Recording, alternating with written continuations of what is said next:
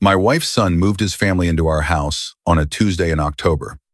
I know it was a Tuesday because I had just come back from my cardiologist's appointment, the one where Dr.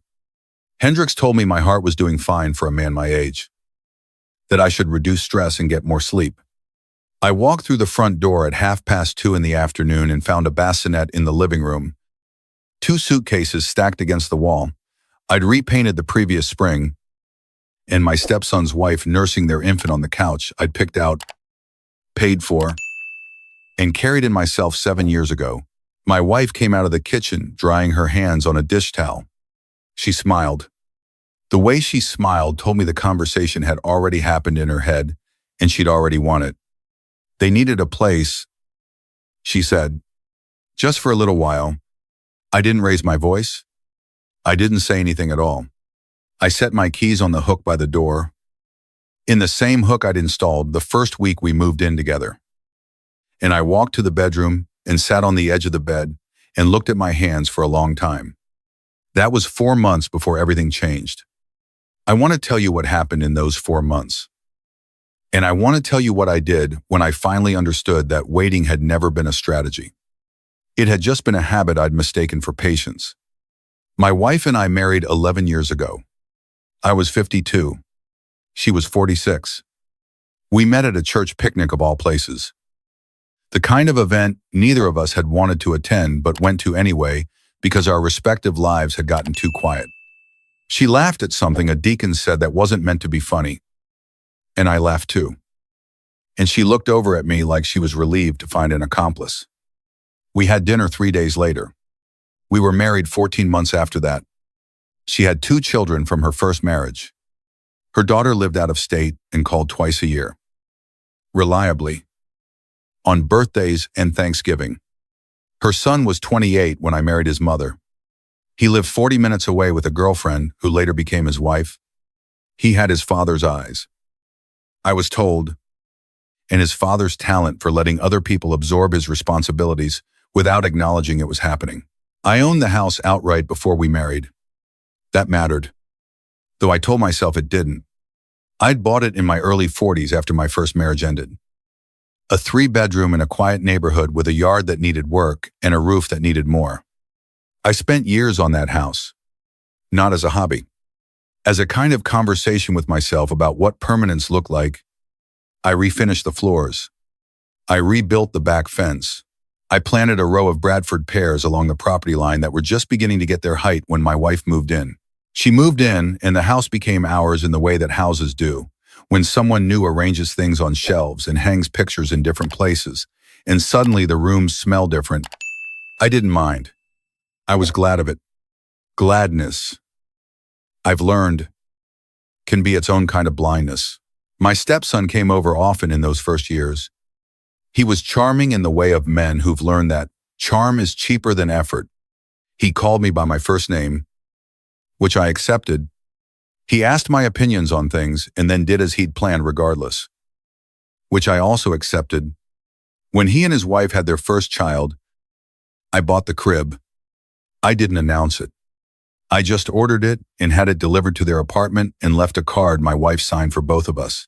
He texted her a thank you, not me. Somewhere around year 3, the requests started arriving with more frequency, not dramatic requests. The kind that arrive wrapped in reasonableness. Could I co-sign on a car loan because his credit was still rebuilding? Could my wife and I help cover a month's rent because his hours had been cut? Could they borrow the pickup truck for a weekend move that became 2 weeks? Each one was reasonable on its own. Together, they assembled into something I didn't examine closely enough.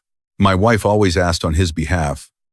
She would come to me in the evening when things were calm, when the light was low and the day had softened both of us, and she would say his name with that particular maternal weight that made any hesitation feel like cruelty. I said yes each time, not because I was weak, because I believed that family operated on a kind of invisible ledger that balanced itself over time. That belief, I now know, requires everyone involved to be keeping the same books. When my stepson's wife became pregnant with their second child and their lease ended, and they said they were having trouble finding something affordable, I understood before my wife said it that the conversation was coming. I prepared myself for a discussion, a real one, with timelines and boundaries, and a shared understanding of what temporary meant. Instead, I came home from a cardiologist and found a bassinet in my living room. The weeks that followed had a texture I still find difficult to describe. The house, my house, shifted around me. The refrigerator filled with their food. The bathroom counter in the hallway filled with their things. My stepson sat at my kitchen table with his laptop open and his earbuds in and conducted his business calls in a voice that made the room feel rented to him.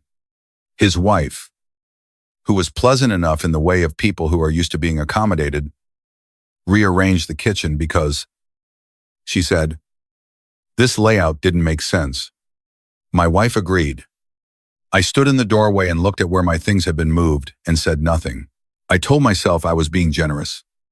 I told myself this was what love in its later years required. I told myself a man who'd had one failed marriage ought to be more flexible, more accommodating, less attached to the arrangement of cabinet contents. I had many conversations with myself. None of them were honest. The honest conversation arrived on a Saturday morning in February. I came downstairs at 6, my usual hour, to find my stepson at the kitchen table in a mood. His wife was still upstairs. The baby had been up most of the night. Apparently. He sat there with the air of someone who'd decided the world owed him better conditions. He didn't look up when I came in. I started the coffee. He said, without preamble, that the second bedroom needed to become a proper nursery, and could I move the desk out? The desk had belonged to my father. He'd used it for 40 years. When he died, I'd moved it into that room because it was the right size, and because having it there, where I could sit with it occasionally, felt like something I needed. It was one of the few things I'd kept from my father's house, and one of the fewer things I'd kept from my life before. I asked my stepson what he'd said. He repeated it. Still not looking up. He said the desk was just furniture. He said they needed the space. He said it matter-of-factly. The way you discuss logistics, not the way you make a request of the man whose house you are living in without paying rent. I poured my coffee. I left the kitchen. I sat in the room with my father's desk and looked at it for a while. My hands were very still. That was when I understood that I had been having the wrong conversation with myself for 4 months. The right conversation was simpler. It had no sentiment in it. It was about a house that belonged to me and a life I'd built in a way I'd been willing to make myself smaller and smaller until I occupied almost none of it. I called my attorney that afternoon. My wife was at the grocery store with my stepson's wife. He was in the backyard on his phone. I sat in my car in the driveway and dialed and spoke clearly and quietly for 22 minutes. My attorney, who'd handled my first divorce and knew me well enough not to editorialize, said she'd prepare what was needed and that I should come in Monday. I said I would. I didn't tell my wife that evening. I sat at dinner across from her and my stepson and his wife, who had made a casserole using ingredients they had not purchased. In a kitchen they had rearranged in a house I owned. And I listened to a conversation about schools in the area and the resale value of a neighborhood I knew well because I had chosen it 30 years ago. No one asked my opinion. I noticed, not for the first time, that this had been true for a while. That night I lay awake and did what I'd learned from a long career in civil engineering, which is that you don't address structural problems with sentiment. You make an accurate assessment. You document what's load-bearing and what isn't. You plan your intervention before you announce it. I spent the next week making assessments. The house was in my name alone. That had never changed, because my wife, when I'd suggested adding her to the deed, had demurred both times, saying it seemed unnecessary, that she trusted me. I understood now that trust had worked in a particular direction, and she had not examined which. The utilities were in my name. I'd kept them there because I paid them automatically, and because changing account holders involved forms and phone calls and the sort of friction no one wanted to introduce into a marriage that was running smoothly. I understood now what smoothly had meant. My wife had a part-time job. She'd returned to 3 years ago when her youngest grandchild was old enough for daycare. She made modest money. She kept a separate checking account, which I'd never thought to scrutinize. I was not scrutinizing it now out of suspicion. I was scrutinizing it because I needed to know the geography of things before I moved through it. My stepson contributed nothing to the household. He had mentioned, twice, that when he got back on his feet, he would help with utilities. Both times my wife had waved it off and said family doesn't keep score, which meant the score remained 0 and the counting fell to me. On Monday, I drove to my attorney's office and sat in a chair that had always felt serious and talked through what I wanted. I was not filing for divorce. Not yet. What I wanted first was information and documentation and the quiet architecture of options. My attorney nodded and made notes and said, at the end, that I appeared to have thought about this carefully. I said I'd had 4 months of evenings with nothing else to examine. I returned home and did something I had never done in 11 years of marriage. I went through the bedroom methodically and identified what was mine, not with any intent to remove it immediately, but to know my father's desk, my books, the watch collection I'd built slowly over 20 years, the tools in the garage, the Bradford pears in the yard, which I knew I couldn't take, but which I thought about with a particular feeling I couldn't name. The following Saturday, my wife went to visit her sister 3 states away, a trip they took once or twice a year. My stepson and his wife were there, as they always were. I waited until Sunday morning when he loaded his family into their car and drove somewhere for what I gathered was a birthday gathering for his wife's people.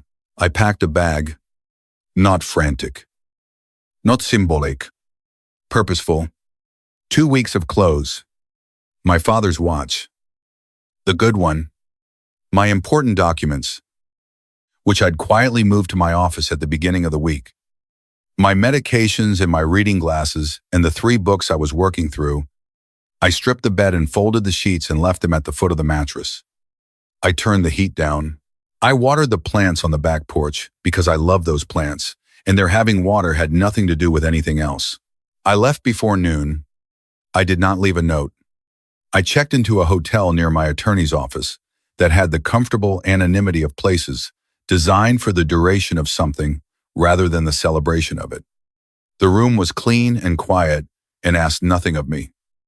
I sat in the chair by the window and watched the Sunday afternoon traffic thin and thicken and thin again and felt my shoulders settle in a way I hadn't noticed they'd needed to.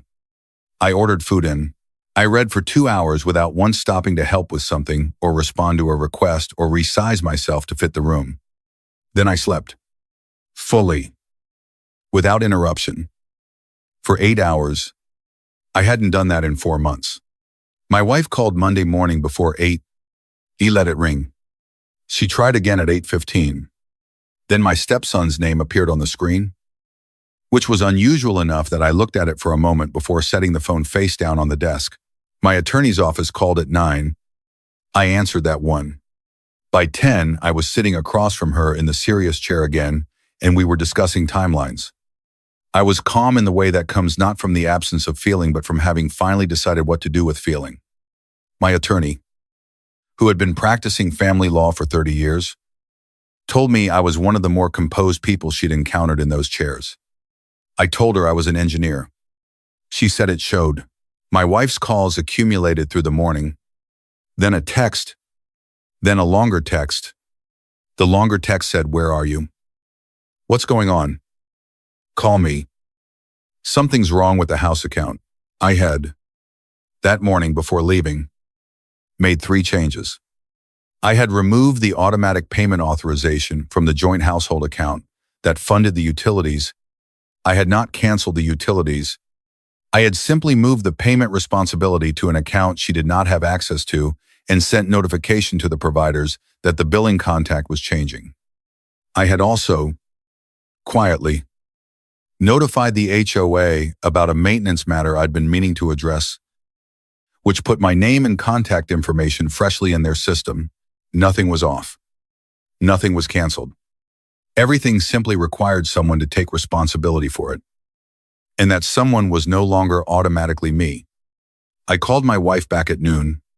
She answered on the first ring with my name, in a tone I recognized from any occasion in 11 years when she'd needed to manage me. "I'm at a hotel." I said, "I won't be home tonight." She asked what I meant. I mean what I said. "I won't be home tonight. Or tomorrow." She was quiet for a moment. Then she said I was being dramatic. I told her I was being accurate, and that they're different things. She shifted. She said we needed to talk. She said I should come home and we could sit down together. She used the word together the way people use umbrellas they borrowed without asking. I asked her when she'd planned to talk to me before moving 2 people and an infant into my house. She said it had happened fast. She said family needed each other. She said I'd seemed fine with it. I had seemed fine with a lot of things. I said, that had been a failure of communication on my part. I was correcting it now. Her voice changed. It became the voice she used when things were not going as planned, and the plan was one she hadn't disclosed. She said my stepson needed stability right now. She said the baby was still so small. She said I was a grown man, and I could surely understand that this was a season and seasons end. I understood seasons very well. I said, I'd been living in a long one. She said I was being selfish. I want you to understand what that word felt like. Having used 4 months of evenings and 30 years of a life I'd built with my own hands and enough patience to outlast most people's crises. Selfish. It landed in the silence and sat there, and I looked at it a long time before I answered. No. I said, I'm being clear. Those are different things too. She cried then. My wife cries with precision. She has always known that her tears function differently on me than logic does, or than rightness does, or than the plain accounting of what I have given and what has been taken. I listened to her cry without filling the silence with apologies. When she stopped, I said I would be in touch about next steps. She asked what that meant. It means what it sounds like. I said, and I ended the call. My stepson called 20 minutes later. He did not open with a greeting. He opened with the utility account. The automatic draft hadn't processed. He said, and someone from the company had sent an email about billing contact changes and what was going on. I said that the billing contact was changing because the person who'd been responsible for it was reassessing what he was responsible for. He said that didn't make sense. I said it made complete sense if you'd been paying attention.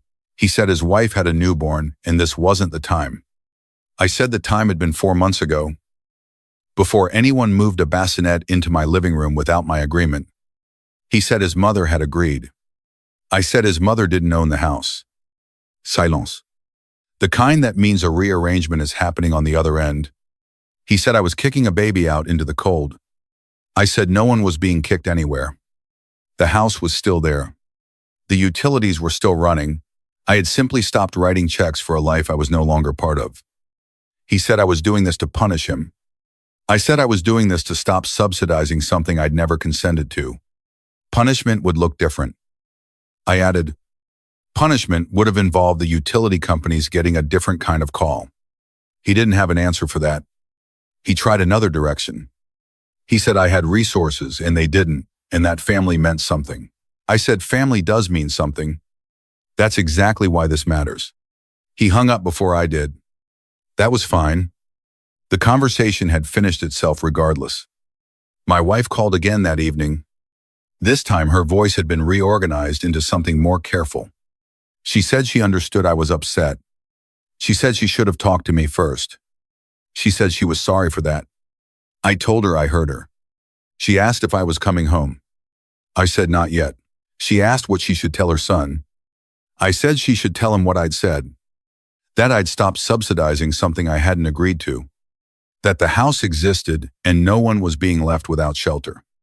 But that my name on a deed and my account numbers and my silence in rooms where decisions were being made without me were no longer available as resources. She asked if I was filing for divorce.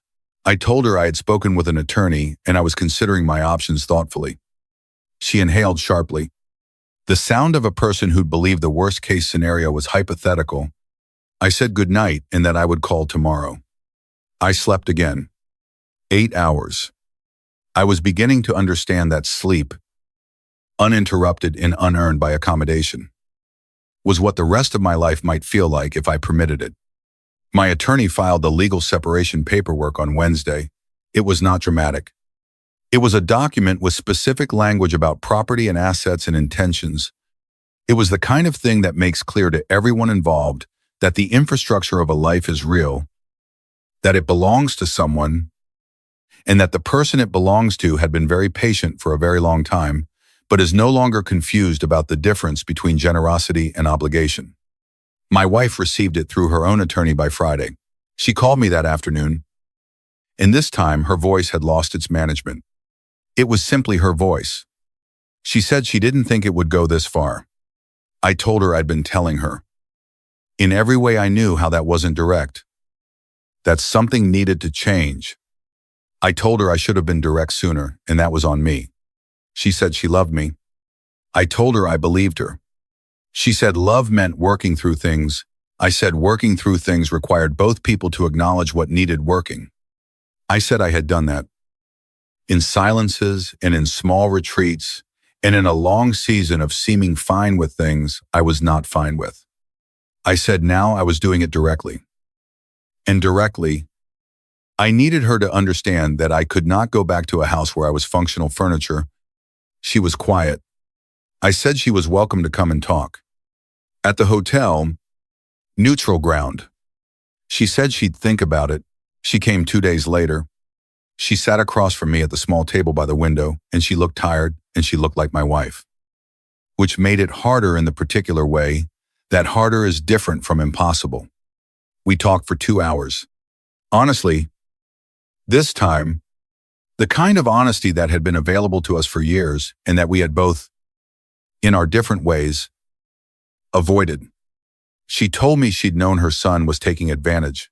She had known and she hadn't addressed it, because addressing it meant a conflict with him that she'd been avoiding her entire adult life as his mother.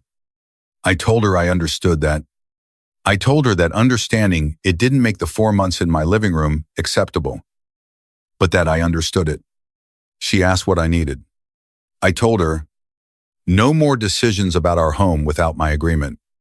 A timeline for her son and his family to find their own arrangements, a real conversation with numbers and calendars about what our financial life actually looked like.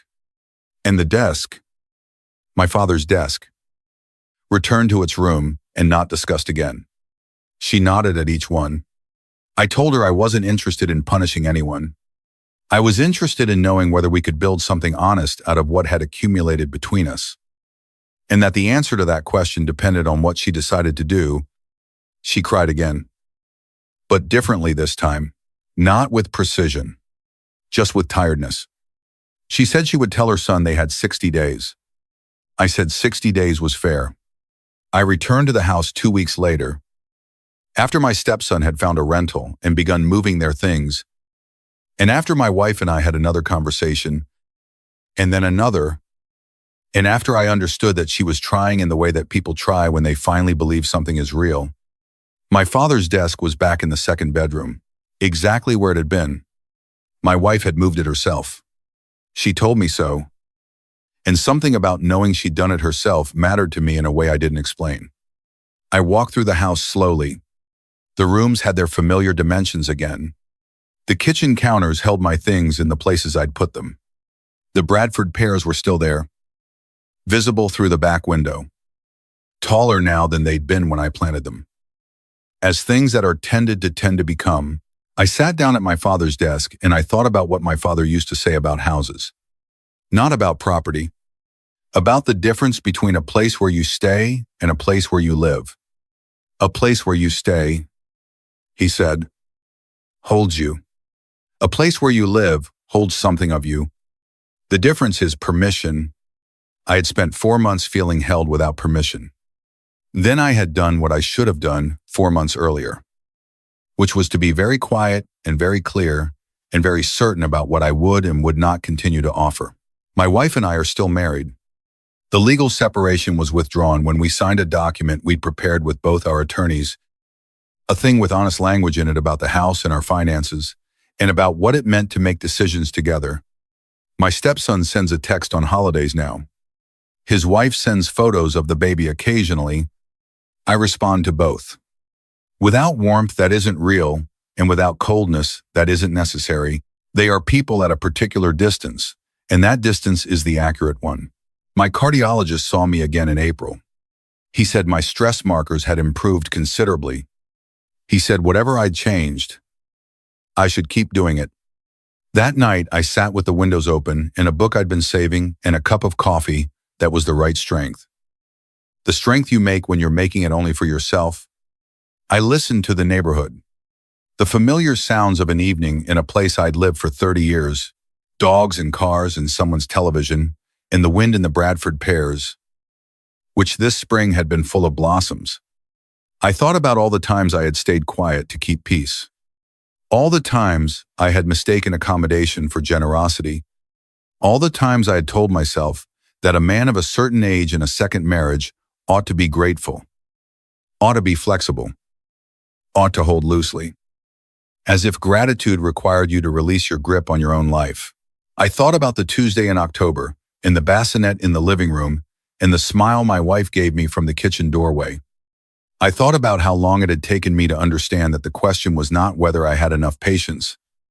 The question was whether patience was being asked of me or simply assumed. I picked up the book. The evening settled around me, uncrowded and my own. Outside, the Bradford pears held their ground. The way things do when they've had enough years and enough tending and enough room. I'd been one of those things once. I decided to be one again. If this story found you, I'd like to hear from you. Maybe you felt it too. That slow erasure that happens in the rooms you built. Tell me in the comments. And tell me where in the world you're watching from. On this channel, we don't talk about weakness and we don't talk about winning. We talk about the particular courage it takes to say, clearly and without apology, that you belong in your own life. If that's something you need to hear more of, subscribe. I put a new story here every week.